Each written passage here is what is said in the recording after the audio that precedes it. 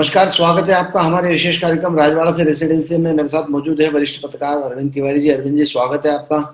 पिछले जी 2 नमस्कार हफ्ते सुनील से जी। लगातार हमारे दर्शक इंतजार करते रहे, लेकिन आपकी व्यस्तता की वजह से हम शो नहीं कर पाए। जी बहरहाल अरविंद जी, आपने कुछ सनसनीखेज जानकारी इस बार कॉलम में लिखी है कि नंदू भैया के जाने के बाद कैलाश विजयवर्गीय जी को खंडवा से लोकसभा लड़ाया जा सकता है। देखिए, बंगाल के चुनाव के बाद कैलाश विजयवर्गीय की पार्टी पे क्या भूमिका रहेगी, इसको लेकर अभी बड़ी चर्चाएं हैं। हो सकता है पार्टी उन्हें केरल जैसे किसी राज्य में चुनाव को बहुत आक्रामक तरीके से लड़ने में, चूंकि कैलाश विजयवर्गीय माहिर है इसलिए वहां भेजे। लेकिन मध्य प्रदेश में खंडवा में उपचुनाव होना है। नंद कुमार सिंह चौहान के निधन के बाद यहाँ रिक्त हो गया है।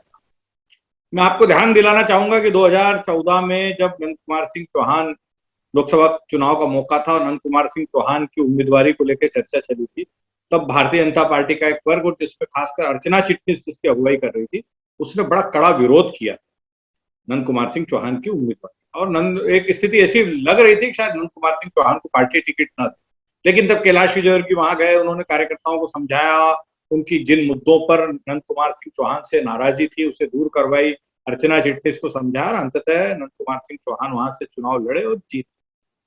अब नंद कुमार सिंह चौहान के आकस्मिक अवसान से जो सीट रिक्त हुई है, यहाँ पर बड़ी विचित्र स्थितियां हैं। यहाँ पर एक तो पहला मामला ये है कि नंद कुमार सिंह चौहान का जो सबसे मजबूत दावेदार है अर्चना चिटनिस, लेकिन जो नंद कुमार सिंह चौहान का गुट है वो किसी भी हालत में अर्चना चिटनिस को उम्मीदवार के रूप में नहीं स्वीकारे। दूसरा, पूर्वी निर्माण की एक खासियत रही है कि यहाँ अगर पार्टी का कोई स्थापित नेता यदि बगावत करके चुनाव लड़ता है तो जनता उसे बहुत प्रतिसाद देती है। शिव कुमार सिंह और सुरेंद्र सिंह शेरा ये 2 उदाहरण है। शिव कुमार सिंह भी निर्दलीय होकर चुनाव लड़े तो जीते, तो शेरा उनके भाई वो भी बरहानपुर से पिछली बार उन्होंने अर्चना चिटनिस को शपथ दी। तो भारतीय जनता पार्टी के ध्यान में ये बात भी है कि ऐसा ना हो कि अर्चना चिटनिस की उम्मीदवारी असंतोष पनपे और नंद कुमार सिंह के बेटे हर्षवर्धन मैदान संभाल लें और दिक्कत आ जाए। और खंडवा चूंकि परंपरा का क्षेत्र है, कुशाभाऊ ठाकरे यहाँ से सांसद रह चुके हैं, तो भारतीय जनता पार्टी का बड़ा ध्यान है इस सीट पे। तो ऐसी स्थिति में मुझे लगता है कि कैलाश विजयवर्गीय जो उपचुनाव होने तक बंगाल के दायित्व से मुक्त हो जाएंगे, पार्टी उन्हें खंडवा से जो है उम्मीदवार के रूप में मैदान में ला सकती है। क्योंकि यह तो तय है कि कैलाश विजयवर्गीय भारतीय जनता पार्टी की जो केंद्रीय राजनीति है उसमें कहीं ना कहीं अहम भूमिका में है। और ऐसी स्थिति में पार्टी यदि उन्हें यहाँ मौका दे देती है तो कोई आश्चर्य की बात नहीं मानना चाहिए, क्योंकि पार्टी खंडवा सीट को हर हालत में अपने कब्जे में रखना चाहेगी। और बिना किसी विवाद में पड़े कैलाश विजयवर्गीय बहुत आसानी से इस सीट पर भारतीय जनता पार्टी को जीत दिला सकते हैं। इसलिए मेरा ऐसा आकलन है कि इस खंडवा सीट पर भारतीय जनता पार्टी का शीर्ष नेतृत्व कैलाश विजयवर्गीय को मौका दे सकता है। बिल्कुल ठीक कहा आपने। बहरहाल ये सब भविष्य के गर्भ में छिपा हुआ है, कब उम्मीदवारी घोषित होगी, कौन उम्मीदवार बनेगा, पर कयास लगाए जाने चाहिए। और आपकी बात बहुत दमदार है, इसलिए कि सारी संभावनाओं को सोचकर आपने इस बात को कहा है। एक राजनीतिक विश्लेषक के नाते मेरा ये दायित्व भी है कि जितने पहलू हैं खंडवा उपचुनाव से संबंधित, वो तो श्रोताओं के सामने, दर्शकों के सामने रहने चाहिए, पाठकों के सामने आने चाहिए। बिल्कुल सही है। अरविंद जी, सुहास भगत जी का असम जाना किस बात का संकेत है? देखिए, सुहास भगत जी इन दिनों असम में हैं। असम में विधानसभा चुनाव हो रहे हैं। भारतीय जनता पार्टी के सामने अपनी सरकार बचाने की बहुत बड़ी चुनौती है वहां पे। और असम के चुनाव की बागडोर पार्टी के केंद्रीय नेतृत्व ने नरेंद्र सिंह तोमर को सौंप रखी है। नरेंद्र सिंह तोमर केंद्र के 2 बड़े लीडर्स नरेंद्र मोदी और अमित शाह के बड़े विश्वास पात्र माने जाते हैं। और सुहास भगत वहां पर चुनावी रणनीति को मैदान में उतारने के लिए तैनात किए गए। लेकिन एक चर्चा बड़ी जोरों पर है। वो चर्चा ये है कि सुहास भगत को पार्टी और अहम भूमिका में ला सकती है, और वो अहम भूमिका हो सकती है 7 सिस्टर्स, यानी जो नॉर्थ ईस्ट के 7 राज्य हैं, वहां का संगठन प्रभारी उन्हें बनाया जा सकता है। अभी उन्हें भेजा गया है चुनावी कामकाज के लिए, और मुझे लगता है कि चुनाव पूर्ण होने के बाद और मध्य प्रदेश में नगरीय निकाय चुनाव का परिदृश्य स्पष्ट होने के बाद एक स्थिति ऐसी बन सकती है कि भारतीय जनता पार्टी का केंद्रीय नेतृत्व सुहास भगत की सेवाओं का उपयोग मध्य प्रदेश के बजाय नॉर्थ ईस्ट के राज्यों में करे, क्योंकि वहां पार्टी को मजबूत करना केंद्रीय नेतृत्व के सामने एक बड़ी चुनौती है। वो मध्य प्रदेश तो ऐसा है कि स्थापित राज्य, देख रहे हैं लंबे समय से यहाँ पे कृष्ण मुरारी मुर्गे के बाद कप्तान सिंह सोलंकी आया, उनका माखन सिंह जी आए, उसके बाद जो है अरविंद मेनन आए, अरविंद मेनन के बाद सुहास भगत आ गए, सुहास भगत के साथ साथ संगठन मंत्री के रूप में हितानंद शर्मा सेवाएं दे रहे हैं। तो इसलिए मध्य प्रदेश तो स्थापित राज्य है, यहाँ तो जो भी संगठन मंत्री बनता है वो वैसे ही ग्रूम हो जाता है, उनकी मतलब परिपक्वता उनमें आ ही जाती है, क्योंकि जिस प्रदेश के संगठन को कुशाभाऊ ठाकरे, कैलाश जोशी, सुंदरलाल पटवा जैसे नेताओं ने वो किया हो, ग्रूम किया हो, बनाया हो, मजबूत किया हो, वहां पर संगठन चलाना काम आसान है। तो मुझे लगता है कि सुहास भगत का जो परफॉर्मेंस मध्य प्रदेश में रहा है वो केंद्रीय नेतृत्व की नजर में है, और हो सकता है कि उन्हें वहां पर मतलब एक तरह से सुहास भगत की तरक्की ही होगी यदि उन्हें नॉर्थ ईस्ट के 7 राज्यों का प्रभारी बनाकर उनका मुख्यालय आसाम बनाया जाता। अरविंद जी, एक बात बड़ी चौंकाने वाली है, आपने माखन सिंह जी से लेके अरविंद मेनन से लेके सुहास भगत तक के नाम लिए, पर मुझे ऐसा लगता है कि जब संगठन मंत्री अपने दायित्व को पूरा करने के लिए 1 से 2 वर्ष लगते हैं, एक चुनाव लगता है, 2 चुनाव लगते हैं, और जब वो परिपक्व हो जाता है कि मध्य प्रदेश की राजनीति में कहाँ क्या संगठन के लिहाज से कौन उचित है कौन अनुचित है, तो उसे उठाकर ट्रांसफर कर दिया जाता है या कहीं और भेज दिया जाता है। ये लगातार देखने में हमें आ रहा है। तो और फिर जैसे आपने कहा हितानंद शर्मा जी आ गए, तो हितानंद शर्मा जी के आने के बाद उन्हें भी वक्त लगेगा, तब तक एक चुनाव नगर निगम का आ जाएगा, तो ऐसी चीजें चलती रहेगी। तो मुझे लगता है कि थोड़ा समय इस किसी संगठन मंत्री को दिया जाना चाहिए। नहीं, बिल्कुल आपका कहना सही है कि अभी जो स्थितियां है उसमें निश्चित तौर पर सुहास भगत को मध्य प्रदेश में बरकरार रखना चाहिए, क्योंकि नगरीय निकाय के पंचायत के चुनाव है और इसमें कहीं ना कहीं संगठन की भूमिका बड़ी अहम रहती है। तो ऐसी स्थिति में उन्हें मौका दिया जाना चाहिए। दिग्विजय सिंह जी के बारे में लिखा है कि वे दोस्ती निभाने में पूरी शिद्दत के साथ दोस्ती निभाते हैं, क्या कहना है उसके बारे में? बिल्कुल, दिग्विजय सिंह का कई मामलों में कोई हानि नहीं है, और विशेषकर संबंध निभाने में संबंध बहुत शिद्दत के साथ निभाते हैं। महेश भाई की बात करें, महेश भाई इन दिनों अस्वस्थ हैं और उनका इलाज चल रहा है, और बाकायदा दिग्विजय सिंह उनके इलाज पर नजर रखे हुए हैं। उनके पुत्र पिंटू जोशी से संपर्क में है, जहां भी आवश्यकता होती है दिग्विजय सिंह उनके मददगार की भूमिका में रहता है। अभी पिछले दिनों ही महेश भाई को इलाज के लिए दिल्ली जाना था, लेकिन अस्वस्थ होने के कारण वो दिल्ली नहीं जा पा रहे थे। तो दिग्विजय इतनी मतलब आप देखिए, इतनी चिंता कौन अपने सहयोगी करता है कि दिग्विजय सिंह ने दिल्ली के डॉक्टर से बात की, डॉक्टर्स ने कहा कि नहीं, उनको यही इंदौर दिल्ली लाना पड़ेगा, कुछ ऐसे इंजेक्शन लगना थे जो दिल्ली में ही उपलब्ध होते हैं और वो उसी हॉस्पिटल में उपलब्ध होते हैं। दिग्विजय सिंह ने अपने संपर्कों का, अपने प्रभाव का उपयोग कर अंततः अस्पताल प्रबंधन को राजी किया, और इंजेक्शन जो है उन्होंने इस बात के लिए वो तैयार हो गए कि हम इंजेक्शन जो है उनको भोपाल में लग जाएंगे यदि वहां उचित व्यवस्था हो जाए, और भी लगातार संपर्क में है। जबकि आपको मालूम होगा कि महेश भाई उन नेताओं में जो मौका आने पे दिग्विजय सिंह को खरी खोटी भी सुना देते हैं। मैं कई मौकों पर इसका साक्षी रहा हूं, जब अपने तीखे तेवर के लिए जाने वाले महेश भाई ने दिग्विजय सिंह को भी खरी खोटी सुनाने से परहेज नहीं किया। तो बड़ा मतलब वो दिग्विजय सिंह जब मुख्यमंत्री थे तब भी अपने क्षेत्र के लोगों का, खासकर बीमारी और शिक्षा के मामले में बड़ा ध्यान रखते थे अपने क्षेत्र के लोगों का, और अभी भी वो भले ही राज्यसभा के सांसद है लेकिन उनका एक प्रभाव है। और अपने मित्रों का, चाहे वो महेश जोशी हो, रामेश्वर निकरा हो, या और उनके राजनीति के जो समकालीन साथी हैं या उनसे जो वरिष्ठ हैं जिन्होंने राजनीति में, इनसे दिग्विजय सिंह को लगता है कि मैंने राजनीति में कुछ सीखा है, उनकी मदद के लिए वो हमेशा तैयार रहते हैं। और महेश जोशी की जिस तरीके से इन दिनों वो मदद कर रहे हैं, वो एक बहुत मतलब ऐसा उदाहरण है, ऐसा बिरला ही राजनीति में होता है कि अपने किसी साथी के लिए कोई नेता इतना मददगार साबित। सही कहना है। वैसे आपने बिल्कुल ठीक कहा कि महेश जोशी अपने आप में एक अलग किस्म के नेता हैं। वे भी अपने संबंधों और रिश्तों को जब तक जिस व्यक्ति की जितनी मदद करना होती है बाकायदा करते रहे, और दिग्विजय सिंह जी ने भी वही रिश्ता निभाया। महेश जोशी की अपनी एक शैली है राजनीति की, जिसके लिए वे पूरे प्रदेश में नहीं देश में जाने जाते हैं। बहरहाल अरविंद जी, जिस तरह से महेश जोशी को लेकर आपने बात कही है, राष्ट्रीय स्वयंसेवक संघ की अगर हम बात करें तो दत्तात्रेय होसबोले और वीडी शर्मा जी के कनेक्शन को लेकर भी लिखा है।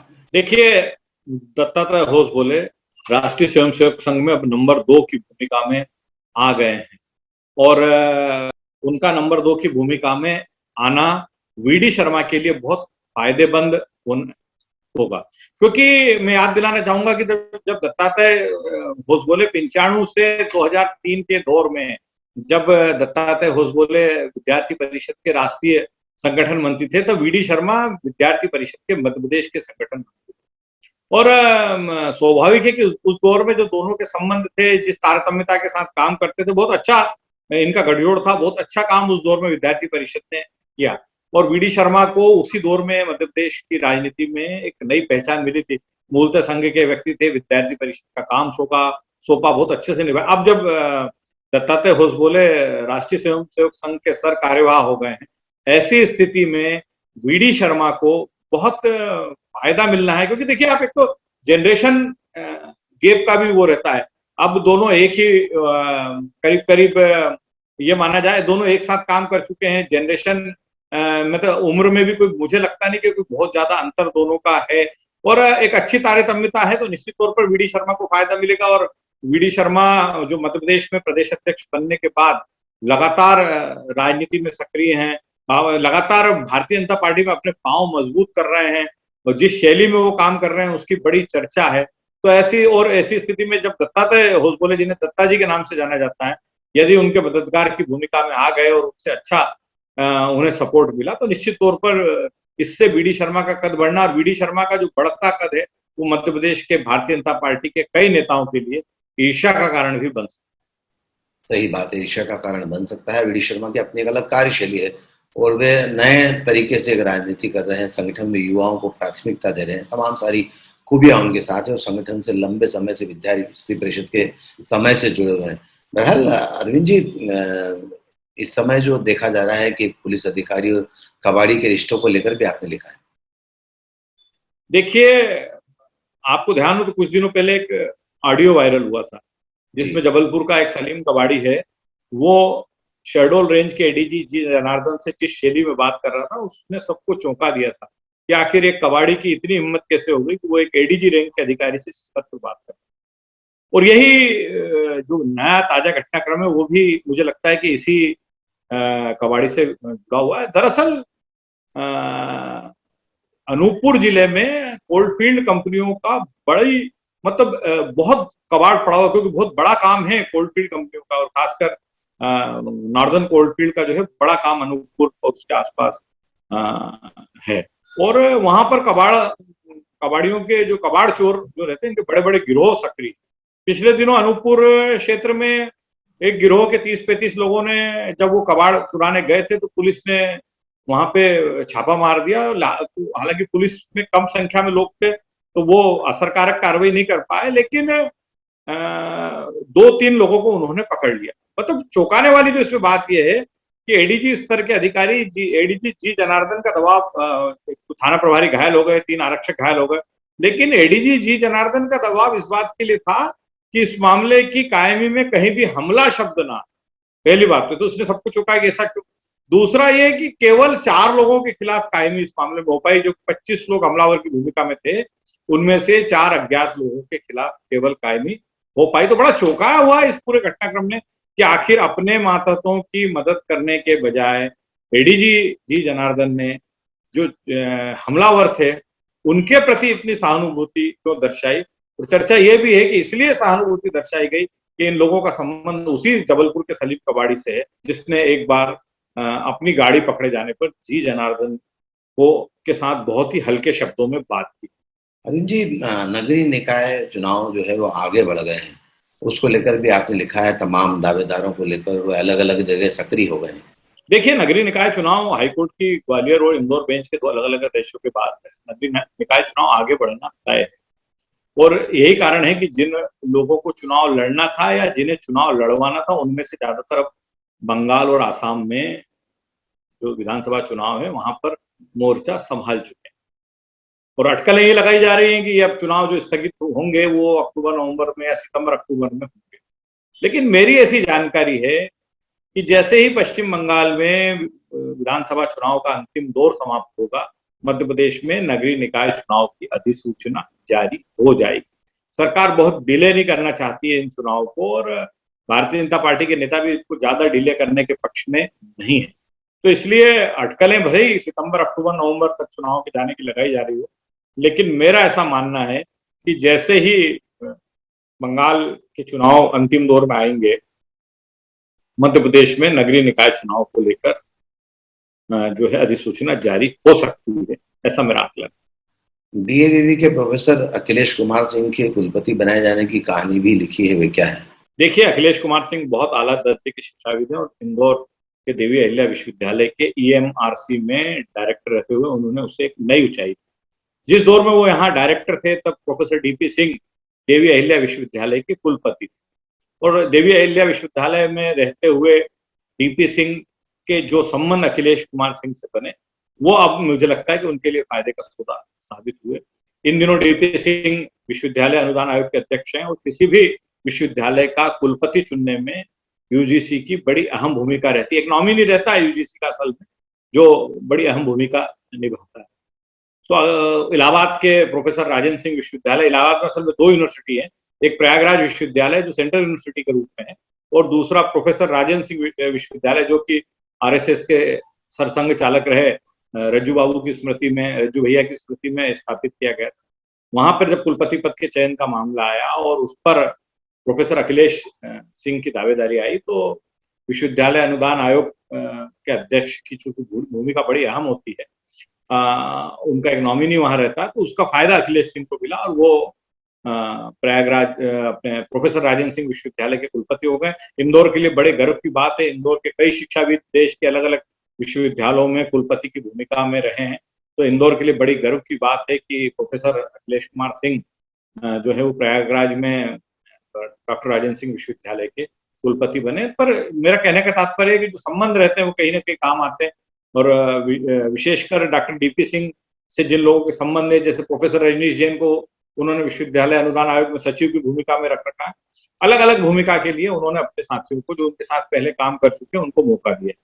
विवेक शरण जी जज बन गए, पुष्पेन कौरव को लेकर आपने लिखा है कि उनकी संभावनाएं वापस बन रही है, क्या है यह मामला? देखिए, बहुत छोटी सी मतलब संभावनाएं बहुत नगण्य है पर संभावनाएं हैं, क्योंकि पुरुषेंद्र कौरव का ऐसा कहा जा रहा है कि उनका जो हाईकोर्ट जज नहीं बन पाया उसके पीछे बड़ा कारण यह है कि उनके साथ एज फैक्टर रहा, उन्होंने अभी 45 कंप्लीट नहीं किया और यदि पुरुषेंद्र कौरव इस एज में हाईकोर्ट जज बन जाते तो निश्चित तौर पर आने वाले समय में सुप्रीम कोर्ट के चीफ जस्टिस पद के लिए भी उनकी दावेदारी रहे, क्योंकि बड़ा लंबी पारी उन्हें खेलने को मिलेगी न्यायिक क्षेत्र में।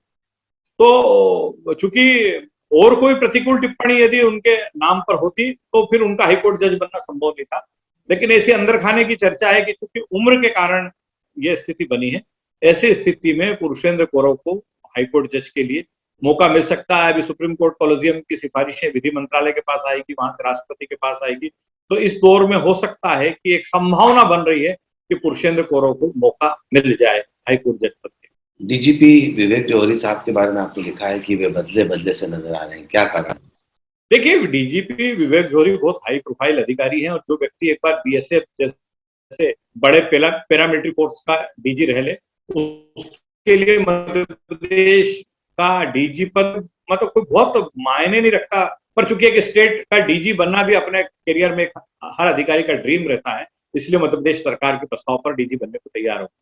तो बहुत शांत स्वभाव के व्यक्ति हैं, अपने काम से काम का मतलब रखते हैं, ज्यादा उनको कुछ इससे वास्ता नहीं। लेकिन इन दिनों उनके स्वभाव की बड़ी चर्चा है, जिस तरह से अधिकारी जब उनसे मिलने जाते हैं और वो जिस तरह की टीका टिप्पणी करते हैं। एक आईजी उनसे मिलने गए, कैसे आए थे, उन्होंने कहा सर ऐसे ही आ गया था, कटसी कॉल करने आया था। वही तो उनको उन्होंने कह दिया कि भाई आपकी पोस्टिंग तो पॉलिटिकल पोस्टिंग है। एक डीआईजी मिलने गए उनसे, तो उन्होंने उनसे कहा कि भाई जब तक मैं डीजी हूँ तब तक तो आपको वो पोस्ट नहीं मिल पाएगी जो मैं चाह रहा हूँ। तो बड़ी चर्चा है इस तरह के उनके व्यवहार की कि आखिर क्यों विवेक जौहरी जैसे संजीदा व्यक्ति इन दिनों ऐसा व्यवहार कर। शहर कांग्रेस अध्यक्ष से नाराज है, तीखे तेवर अख्तियार किए हुए। देखिए, नगरीय निकाय के चुनाव में इंदौर से महिला कांग्रेस के बैनर तले जो दावेदारियां सामने आ रही है और उसको लेकर शहर कांग्रेस का जिस तरह से नकारात्मक रवैया है, उसको लेकर शशि यादव काफी खफा है। अपने तीखे तेवरों का एहसास वो समय समय पर पार्टी के आयोजनों में कराती रहती है। पिछले दिनों वो पार्टी के वरिष्ठ नेता सज्जन सिंह वर्मा से मिली, तब भी उनकी ये पीड़ा थी कि आखिर महिला कांग्रेस की सुध कब लेगा। हमारी नेत्रियां पूरे समय संघर्ष करती हैं, आपके आंदोलन प्रदर्शन में उनकी भागीदारी रहती है, पार्टी का नेतृत्व कहता है कि हमें एक परसेंटेज में टिकट दिया जाना चाहिए, लेकिन उसके बावजूद भी हमारी उपेक्षा होती है। तो जिस स्वर में वो बात कर रही है, जो उनका आक्रोश है, वो हो सकता है कि विनय बाकलीवाल को किसी सार्वजनिक स्थान पर भारी पड़ सकता है। अरविंद जी, राजनीतिक खबरें हो गई, प्रशासनिक खबरें हो गई, और मीडिया जगत की खबरें क्या है खास? देखिए, सुधीर अग्रवाल सामान्यतः अपने संपादकीय साथियों से बहुत ही संजीदगी से बात करते हैं, वो पूरा उन्हें सम्मान देते हैं, जितना सम्मान भास्कर ग्रुप में संपादकों को या स्टेट एडिटर्स को मिलता है, वो दूसरों को नहीं मिल पाता। लेकिन पिछले दिनों एक ऑनलाइन मीटिंग में सुधीर अग्रवाल, जो उन्होंने एडिटर्स और स्टेट एडिटर्स के लिए रखी, उनमें उस मीटिंग में वो जो है अपने स्टेट एडिटर्स पे पूरी तरह नाराज हो गए। उनकी सबसे ज्यादा नाराजगी रही मध्य प्रदेश के स्टेट एडिटर अवनीश जैन को लेकर, और सुधीर अग्रवाल उस वर्चुअल मीटिंग में जिस तरह के तेवर अपनाए हुए थे, जिस तरह की बात सुधीर जी कर रहे थे, जिस अंदाज में बात कर रहे थे, और जिस तरह की फटकार उन्होंने अवनीश जैन को लगाई, उससे दूसरे एडिटर का छूटना स्वाभाविक था। मध्य प्रदेश के अलावा राजस्थान, हरियाणा और गुजरात के स्टेट एडिटर भी सुधीर जी के निशाने पर रहे, और उन्होंने जो है बहुत ज्यादा नाराजगी जताई। तो सुधीर अग्रवाल की ये नाराजगी क्यों हुई है, क्या कारण है, ये इन दिनों भास्कर समूह में चर्चा का विषय बना। दूसरी खबर ये है कि जी से 2 बड़े स्तंभ ढह गए। हरीश दिवेकर ने जो है वो आनंद पांडे के साथ एक डिजिटल फोरम ला रहे, प्लेटफॉर्म ला रहे हैं, तो उन्होंने चीज छोड़ दिया। और संदीप भमरकर जो है, जो बहुत ही अच्छे पत्रकार माने जाते हैं इलेक्ट्रॉनिक मीडिया के, वो न्यूज 24 के रीजनल चैनल के मध्य प्रदेश के हेड हो गए। तो अब सबकी निगाहें हैं कि मध्य प्रदेश में किसको मौका मिलता है। जी बड़ा प्लेटफॉर्म है, जी एमपी सीजी की बड़ी व्यूवरशिप है, आप तो जानते ही हैं, तो किसको मौका मिलता है, इसकी बड़ी चर्चा मीडिया के क्षेत्र में है। इंदौर के मृदुभाषी अखबार को एक संपादक की तलाश है, और इंदौर के कुछ वरिष्ठ पत्रकार साथी वहां प्रयासरत हैं, देखते हैं किसको मौका मिलता है। कुछ लोगों की मैनेजमेंट के साथ मीटिंग हो चुकी है, कुछ लोगों की मीटिंग अभी होना बाकी है। भोपाल में दैनिक भास्कर के एक बहुत ही अच्छे युवा सक्रिय पत्रकार थे प्रिंस गाबा, उन्हें जो है भास्कर मैनेजमेंट ने अब दिल्ली में मुंबई में मौका दिया है। वो मुंबई में जब अब जो है भास्कर के लिए रिपोर्टिंग करेंगे, और खासकर फिल्म लाइन, मुंबई में फिल्म लाइन बड़ी महत्वपूर्ण मानी जाती है, तो प्रिंस गाबा जो है वो संभवतः मुंबई में दैनिक भास्कर के लिए अब काम करेंगे। तो ये मीडिया क्षेत्र की कुछ खबरें थी जिनको लेकर बड़ी इंदौर में कुछ अपना ब्यूरो तलाश रहे हैं जी। न्यूज 24 को इंदौर में अपने ब्यूरो चीफ की तलाश है। हेमंत शर्मा जो है, जो पहले जी न्यूज के स्टिंगर थे, वो तो न्यूज 24 से जुड़ चुके हैं, लेकिन उनको अभी एक ब्यूरो चीफ की तलाश है। और आदित्य प्रताप सिंह जो पहले न्यूज नेशन के ब्यूरो चीफ थे, उनसे उनकी चर्चा भी।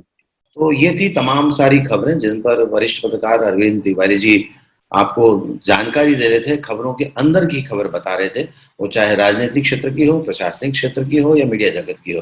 बहरहाल अरविंद जी, हमसे बातचीत करने के लिए बहुत बहुत शुक्रिया। धन्यवाद। आज के इस कार्यक्रम में बस इतना ही। सुनील जोशी को दीजिए इजाजत। नमस्कार।